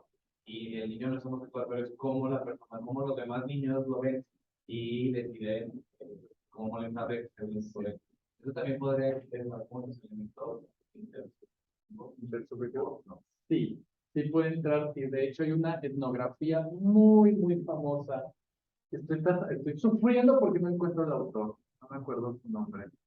Carmen, Viernes, no me acuerdo muy bien. Es un etnógrafo que hace un estudio sobre precisamente mujeres trans. Específicamente sigue la vida de una chica trans, donde da cuenta precisamente que no basta con que ella se acepte como mujer, cambie su identidad, tenga amigas que la acepten como mujer trans, sino que tiene que ver la mirada de las y los demás que le confirmen su existencia como mujer. Porque no basta que yo tenga esta transición, este cambio, sino que también haya precisamente que en la mirada del otro venga la aceptación. Y entonces veían cómo ella sufría precisamente en la escuela este señalamiento de que tú no eres mujer, tú eres esto, y le daba mucho miedo llegar vestida como mujer, ¿no? Aunque en un pequeño contexto se le había aceptado. Entonces, déjame buscar esa etnografía, está muy padre, pero tiene que ver con todo lo que dices. O sea, no basta con que uno se acepte, digamos, entre comillas, no decir, no, sí, sí me acepto y tal, sino que tiene que ver con un espacio seguro que pudiera facilitar o que pudiera precisamente generar las condiciones para que la identidad se pudiese conformar en el espacio público, ¿no? Entonces, por eso se vuelve bien importante. Y ahí guiño, porque quienes hacen terapia, que ese es un trabajo que es importante. No sé si respondo la pregunta, incluyo amplio. ¿Sí? Entonces, en efecto, la parte de la intersubjetividad no solamente son estos elementos aislados, sino que tiene que ver con toda una interacción del mismo. ¿Va? ¿Preguntas hasta acá? Vamos bien, se va entendiendo la importancia del cuerpo, cómo se ha dado una interpretación médica. Y de hecho, no me acuerdo quién había dicho o que decía, no, es que si hay una diferencia biológica. Miren esa belleza. ¿Han visto estos libros alguna vez? De John Gray y de Loan Rizardin. Del hombre son de Marte, las mujeres son de Venus, el cerebro masculino, el cerebro femenino. En el beach, porque cuando uno va al beach y ve ese tema que tienen ahí como libros. Aparte que dices, Ajá. O sea, por eso digo, o sea, el beach donde estamos. Bueno, lo que pasa, pues uno pudiera decir, híjole, no. ¿Cómo?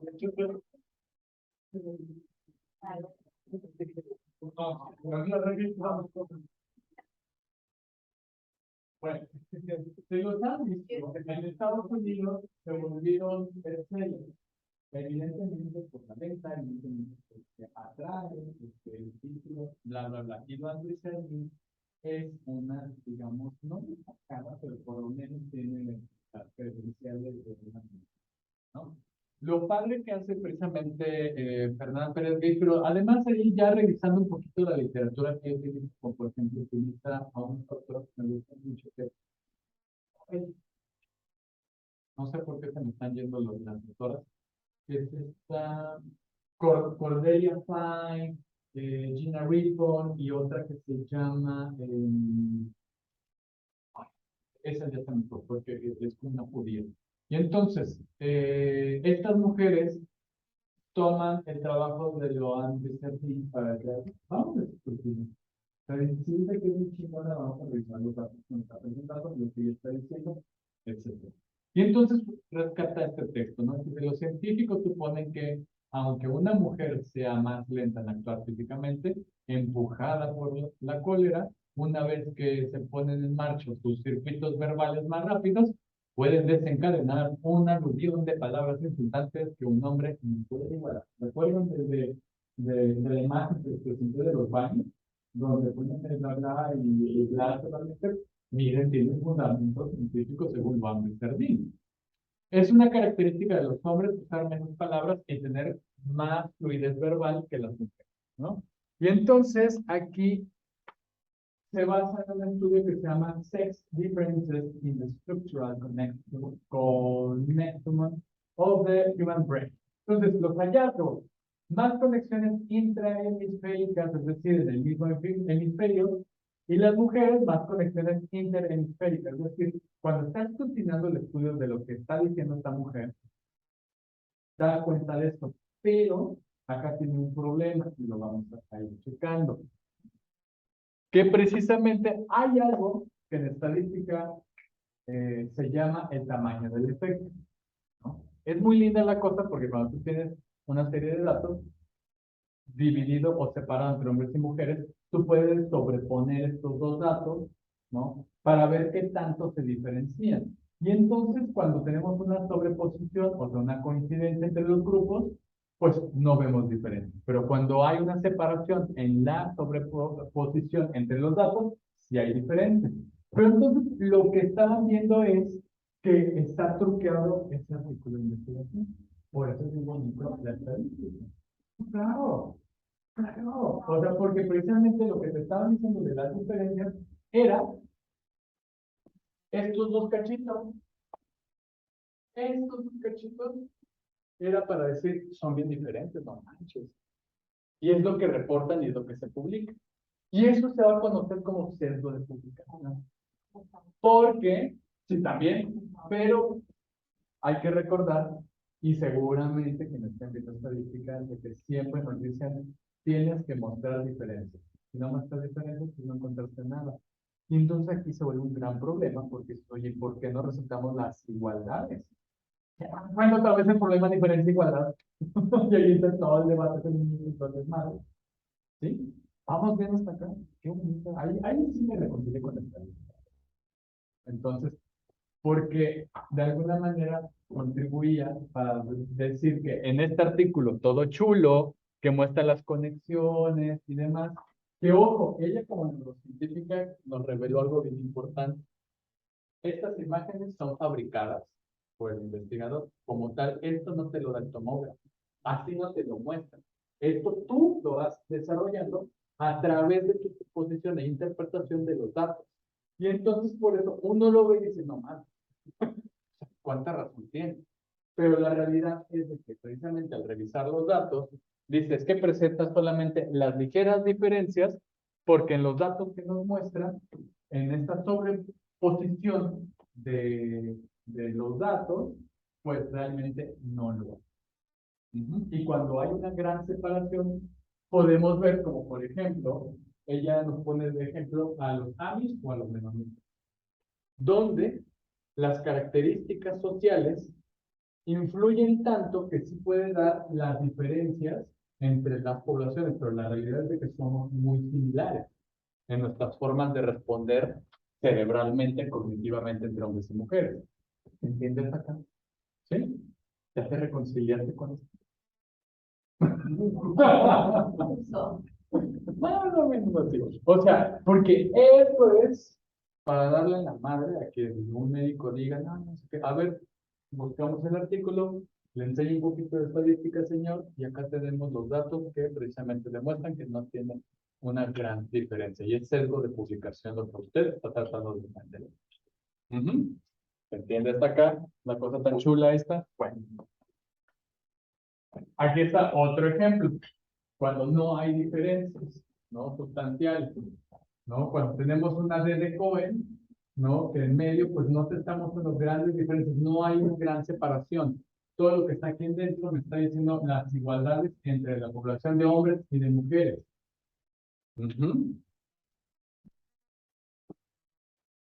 Y aquí es cuando sí hay grandes diferencias. Una D de Cohen de 30 versus una de 80. ¿Va? ¿Se entiende hasta acá esto? Va. Bueno, era lo que quería como compartir. Ahí están pruebas.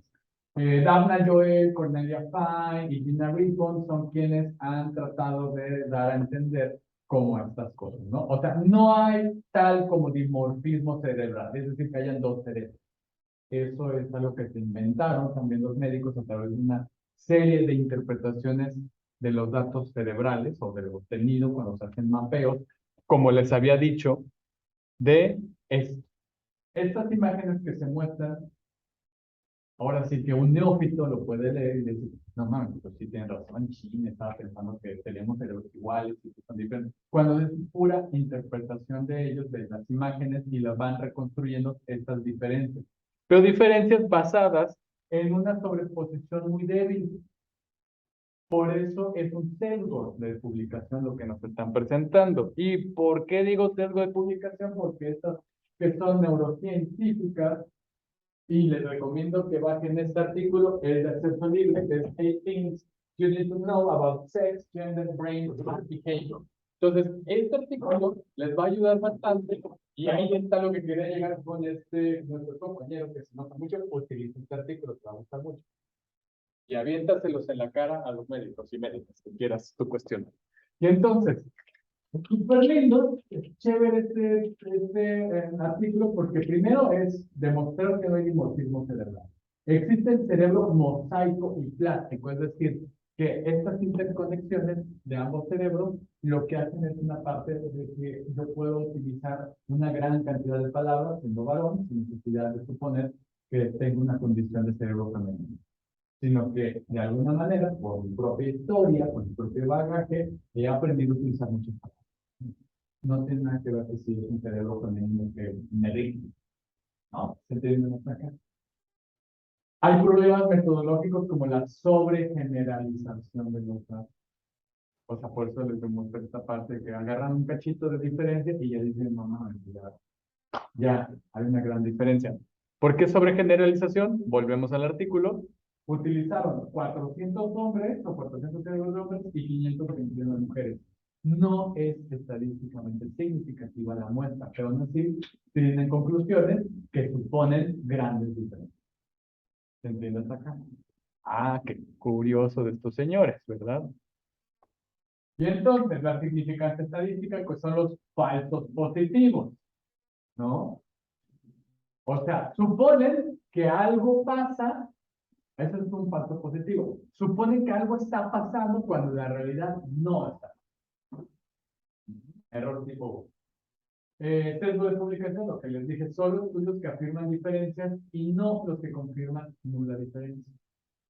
Es decir, que confirmen la igualdad entre hombres y mujeres, que buscan mostrar siempre las grandes diferencias. Y todas estas cosas, pues llegan a este texto que les decía de Loan Bricernin, es decir, el cerebro masculino, el cerebro femenino y suponer estas diferencias. ¿Se entiende hasta acá lo peligroso de esta literatura? Que yo digo que es literatura barata de Instagram y de Facebook, ¿no? De que, ay, no sé, no sé si les ha pasado que luego están viendo los temas reels, están viendo los reels, y aparecen los narcisistas, ¿no? Pobres mujeres que tienen cerebros empáticos, emocionales y los otros emocionales y atacan a los otros. Porque vienen de este tipo de estudios y de este tipo de señores, ¿no? ¿Se entiende hasta acá? ¿Sí? ¿Vamos bien hasta acá? Que conste que les estoy vendiendo esto, ¿eh? También pueden reclamar. Tamaños del efecto, ya les dije, poca consistencia entre cerebros del mismo sexo, hombres y mujeres, y mucha sobreexposición entre población masculina y femenina, ¿no? Que de hecho hay un sitio web que pueden consultar que se llama sexdifferences.org, ¿no? El tipo de diferencia. Aquí viene la parte importante, ¿no? O sea, preguntar, si existen diferencias, ¿estas persisten a través de la vida? ¿O solo es dimórfico el cerebro antes de los 45 años? Cuando hay una confirmación de precisamente del desarrollo. O depende del contexto del ambiente y que se necesitan estudios transculturales, porque no es igual lo que está pasando acá con las mujeres mexicanas, con las mujeres chinas, con las mujeres asiáticas. ¿Se entiende hasta acá? ¿Es dimórfico entonces? No, porque hay una variación continua. ¿Saben qué bonito? Aquí, a esto es a lo que quería llegar, ¿no? Y en otro texto que se llama Sex Beyond the Genitalia, de Human Brain Site, que es precisamente pues de estas autoras, cuando lo he dicho, fue mi tutora y me enseñó a todos. Entonces, pues ahí está, porque luego estoy diciendo que no la sigo. Entonces, ahí está tu imagen. ¿De dónde viene la diferencia? Del sexo, la genética y las hormonas, o del tamaño, o del volumen, ¿no? Entonces, vemos que precisamente no podemos determinar nada a partir de esa poca información que tenemos. Y que mucho de lo que nos han dado desde la biología tiene todos estos sesgos. ¿Va? ¿Vamos bien hasta acá? ¿Va? Ya te vi un poquito cansado. Querida. No, es que yo imparto una materia, psicología, pero impartí en prepa, ya no, y esa misma materia la imparto ahorita en licenciatura. Y el libro con el que trabajo, tal cual viene un capítulo de cerebro femenino y masculino. Y el libro cuesta 900 pesos para hacer y por eso ya se les decía, bueno, si hay diferencias, porque bueno, viene toda la información. Entonces, ahorita que estoy viendo esto, ¿qué les estoy enseñando? Esta parte es interesante porque en todas las vamos, en todo el conocimiento va a haber detractores y tú quieres también que dices, bueno, hay quienes están en contra de esa posición y tienen otro posicionamiento y con esa que no conocen las obras. Eso me parece que está bien. ¿Sí? No, pero me dejas representar bien, también como, oh, Dios, ¿qué les estoy diciendo? No, ¿qué? No, y es que, Claro. son artículos que se hacen de todo su persona. Ajá, No, vamos a ponerlo de esa y o sea, porque también puede ser como un contraejemplo. Esto es lo que se decía antes, vamos a ver qué se decía antes con lo que se está diciendo ahora. ¿No? Y quiero que se vea. Va a bien chido. Sí. Están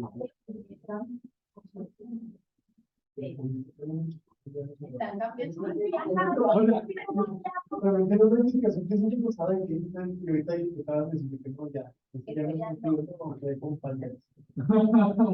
Oye, pero esto padre, ¿no? La fiesta de esperanza de que ya tenemos una esperanza.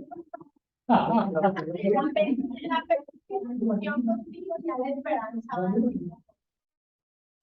Va a subir, bueno, con esto puedo irme a... Ay, vale. Ajá, porque está muy bueno de mí. Ok, porque a esto es lo que quería llegar, o sea, hay que entender como todo este contexto histórico de la construcción del sexo, del género, del cuerpo, para darnos cuenta que hay gente que está trabajando en temas que parecieran aislados de eso, porque la violencia no se toca, no se cuestiona, no se significa, y no sabes que esto es totalmente continua, no es igual. Y tenemos, ahora sí, los pelos de la burra, hermano, para cuestionar todo esto. ¿Sí? Vamos a ver. O sea, ahí, si quieren los artículos, también se los puedo, ¿no? Porque están realmente buenísimos, ¿no? Entonces, ¿cómo se relacionan las diferencias con otras diferencias, por ejemplo, ¿no? Diferentes en estas características. A ver, y esto va otra vez con la parte del cerebro. Diferencias en una sola característica no justifica la idea de un cerebro estrictamente dimórfico, es decir, que esté separado hombre de mujer solamente por una característica. Una, dos o tres. Porque agarran, ay no, son muy buenas cosiendo. Chica, pues hay comunidades en las cuales hombres son tejedores. Y esa característica no determina una diferencia dimórfica entre hombres y mujeres. Entonces es bien. Vaya, De que, por ejemplo, vaya, las mujeres son buenas cocinando, pero cuando se trata de tener reconocimiento por Sí, se está como... sí.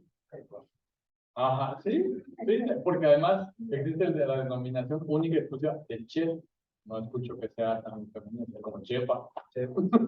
No, o la chef que ya se utiliza, es bueno. Pero en efecto, si se toma en cuenta la suma de todas estas características, cada cerebro puede localizarse en un continuo entre lo masculino y femenino. ¡Tarán! Ahí está. Entonces, también tienen conferencias estas mujeres en acceso libre en YouTube. Y bueno, yo creo que acá le dejo para que podamos hacer el ejercicio, ¿les parece bien? Ah, bueno, espérenme. Aquí nada más para fundamentar, y ya se fue acá el compañero. Esto es lo que yo les estaba explicando sobre los sesgos al momento de crear vacunas, ¿no? Porque es una pregunta que si el sexo es importante como una variable biológica en la investigación biomédica. Y entonces lo que están comprobando en que es nuevamente este sesgo de pensar que la variabilidad que la interpretación en el flujo hormonal de un cuerpo de la hembra puede afectar los resultados del investigador. Y entonces por eso, cuando se van fabricando las vacunas con el modelo animal, siempre lo están trabajando con machos, no si con hembras. Y entonces, ¿qué tenemos? Estos resultados donde hay mujeres que tienen unas reacciones adversas al medicamento que fue probado únicamente, al menos desde el primer momento de fabricación de una vacuna, no trabajamos solamente con el cuerpo de macho. ¿Se dan cuenta? Lo impresionante de este tipo de estudios, ¿no? Entonces, publicaciones y análisis del sexo en animales humanos y no humanos, donde quienes incluyen precisamente las diferencias sexuales de distribución entre hombres y mujeres, son más las ciencias sociales, no así las ciencias biomédicas, ¿no? Por eso me pareció bien importante este artículo, porque demuestra ese tipo de sesgos metodológicos y que tienen implicaciones más adelante. ¿Ah? Bueno. Y ya con eso termino, al menos esta parte. ¿Dudas, preguntas, comentarios, quejas?